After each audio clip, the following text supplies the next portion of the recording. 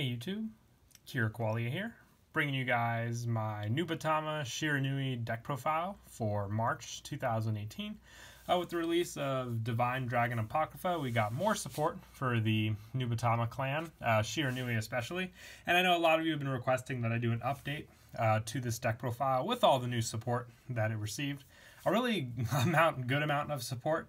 Actually, for Shiranui especially, with a lot of good finishers and a new grade 3 to really put the deck together as a whole and really, send it in the full direction of what Nubatama deserves to be in. So let's go ahead and get started with the deck profile. So starting off with the Stride Zone, for Evil Eye Vidya Emperor Shiranui Rine.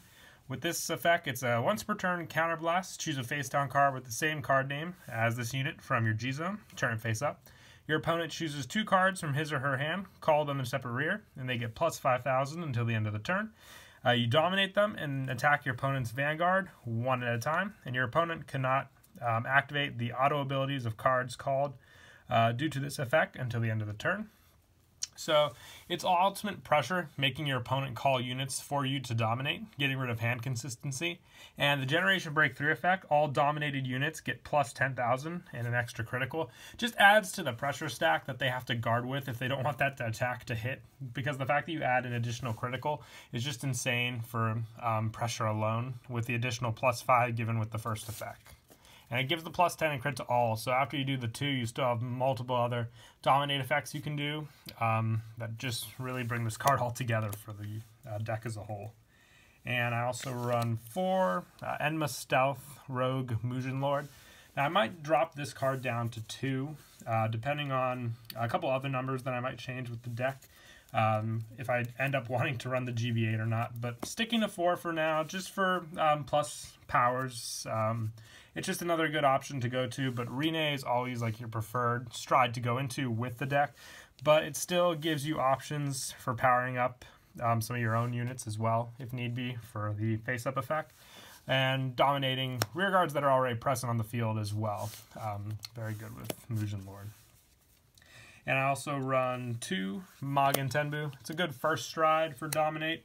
Like I said, you can ride on this first turn if you don't have the GB3 already activated with Rine and don't want to go into that, giving you GB2 pretty fast with this unit especially. And 1 Suko Morikan. This card, for hand consistency, taking care of issues with your opponent, you run this, putting them down to 4 cards and then hoping to finish them off with your units. And then for the Generation Guards, I run 2 Gehora Rakan. I might bump this up to 2 Zashiki Hime, just because she's a really good plus shield, making your opponent dwell down on their resources in exchange for your shield power. Rakan basically has the Dominate back row effect, which takes care of some pesky units, making them guard for you, which does come in handy, but it eats up resources pretty fast, so you have to pay that in mind. And I also made debate between the use of Gando Kurakin, which is when this unit is placed on guard, if the number of cards in your opponent's hand is 3 or more, to the end of that battle it gets plus 5 shield. If it's 6 or more, plus 10. So an additional shield power based on numbers for the greater of your opponent's hand really do come in handy. And the last one I run is Tyshee, where it's just that plus 5 shield if when it's placed on guard, if the number of cards in your opponent's hand is 6 or less. So you have the 2 options back and forth between these 2 G Guardians. And moving on to the main deck, I run 4 of the new grade 3 for Shiranui, which is Blazing Demonic Stealth Dragon, Shiranui Zanki. It is a Vanguard effect. During your turn, when this unit is placed on Vanguard or when your G unit stride, choose up to 1 of any player's rear guard. It gets plus 2,000. And at the end of the turn, if the unit is in your opponent's rear guard, stand and dominate it and attack your opponent's other unit. So place on Vanguard effect, which is what a lot of the grade 3s for the new units are doing, is basically taking the on-ride skill or stride over skill into consideration. So even when you ride Zanki, you get a skill, which is very nice. And Soul Blast 1 at the beginning of your ride phase, you may pay the cost. If you do, draw a card. All fighters choose a card from their hands, call them to rear. Your opponent cannot activate the auto abilities of the card called until the end of the turn. So with this, you have, with Rine, multiple call options, which really dwindles down your opponent. And the fact that he doesn't really eat up any counterblasts means you can save it for more important units like your grade 2 and 1 abilities. And I also run 3 Oboro just for backup for grade 3s, just so you always have that Shiranui option on Vanguard. He's still good, but I would say Zanki is a little better just with abilities overall. Since it, like I said, has the Vanguard effect. But the call effect from the grave, I still find useful with Oboro if you're needing dominate unit powers. And for grade 2s, I run 4 Stealth Dragon Furai. He is a power boost for attacks that occur on the field, getting +2 when another unit attacks if you have a Vanguard or Shiranui. And a Soul Blast 1, choose a card from your opponent's drop zone. Your opponent calls it to his or open rear, and at the end of the turn, retire it. So more options to call for dominate with this unit, and works especially well with Mugen Lord in general, but the +2000 power when your opponent has all those dominate units attacking stacks him up really high in the end after your units attack as well. And I run 4 of the new Stealth Rogue of Liquidation with him. When this unit attacks Vanguard, if you have a Vanguard or Shiranui, its card name, you get +2000 till the end of that battle. And Generation Break 1, at the end of the battle that your other rearguard attack, you can Counter Blast 1, you may pay the cost. If you do, retire that unit, draw a card, and this unit loses this ability until the end of the turn. So pay that in mind, but it's still good draw power. The 11k boosts, which is why I also run the 2 Shiranui. Grade 3s in this deck, because like I said, you do need him on the Vanguard, so bear that in mind with a lot of your abilities and basically all the grade 2s that I run in the deck. But that draw power definitely does help, because it seems to be the one weakness that the Nubatama deck does end up with at times.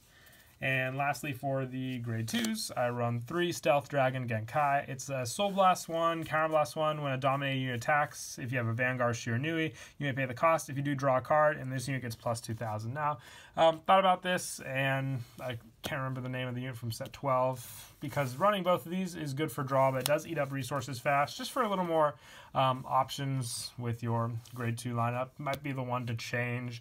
But other than that, I do like it as backup still. Just easy draw power, once again, like I stated, for the deck.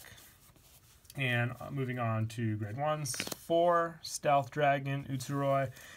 From the drop zone, you choose another Stealth Dragon Utsuroi from your drop zone, put it on the bottom of your deck. When the attack of a dominated unit hits a Vanguard during your turn, you may pay the cost. If you do, return this card to your hand. So perfect guard, recovery options, pretty standard with all decks out there. We have the counter charge critical in the deck, so Soul Blast, not that. Soul is taken care of with that and counter charging, so we don't really need the unflip perfect guards too much in this deck. And also for Katariktsune, probably murdered that name just there, that phrase, but Stride Fodder for the deck, especially important, since Stride is the most important thing for this deck for sure to successfully get off the dominate ability. And I run 4 Stealth Dragon Ozai. With this, Soul Blast 1, when your other dominate unit attacks a Vanguard during your turn, you may pay the cost. If you do, that unit gets +3000 to the end of that battle. If you have a grade 4 Vanguard, this unit gets +3000. So just power options with this, since the grade 2s rely on draw, and Utsuroi also involves low power. But just boosting him in total with this unit definitely helps. You can reach some pretty immense numbers. So good backup grade 1, in my opinion. And lastly, I run 3 Stealth Dragon Tenryu. He's the one that basically shares the Vanguard Shiranui. During your turn, your Vanguard Shiranui, its card name, and all your opponent's Vanguard card names, clan, races, and nation. So it's pretty great. It's basically, what's interesting with this card is that you can go into every Zeroth Dragon with Tenryu if you run the Geese starter, since allowing you to run it. So you have options, which I think would be very fun to try out. It's not part of this deck profile. We stayed true to the pure Shiranui, but that option aside, being able to do that, I think, is what made this card quite crazy. But he's just that good option for that ability, and the put in the soul when attacked hits a Vanguard during the battle this unit boosted. You may pay the cost. If you do, your opponent chooses a card from his or her hand, discards it. So that pressure option as well is a good backup for him. And for the starter, Stealth Dragon Madoi, with him, put it into your soul when a dominated unit attacks. During your turn, you may pay the cost. If you do, draw a card, choose up to any player's rear guards, and it gets +3000 to the end of the turn. So draw options and power options, which is what you need a lot when a dominated unit that's only like a 9k attacks, or if you need another boost for another unit. And for triggers, 4 Noroi, pretty standard. the Shiranui crit. 4 Taurus Odda. This is the counter charge critical, so definitely need to run this to make up for soul and counter blasts all together. And I run 4 Okichi. This is the draw trigger, put into soul, +3. Debating between this and the Reckless Rampage stand trigger. They're both very good, ability-wise and draw-wise. It's preference, basically, what the player wants to do. I prefer the draw in mine over the restanding, but that's just me. If you want to run the stands, go ahead and do so. They both are viable in the deck. And lastly, 4 Basara, the new heal trigger. 4 counter charge or soul charging options, like I said, definitely needed in the deck. So very helpful that we received this heal. But yeah, that is it for the deck profile. I hope you all enjoyed the video. Once again, please don't forget to leave a like and subscribe. And until next time, Kira Qualia out.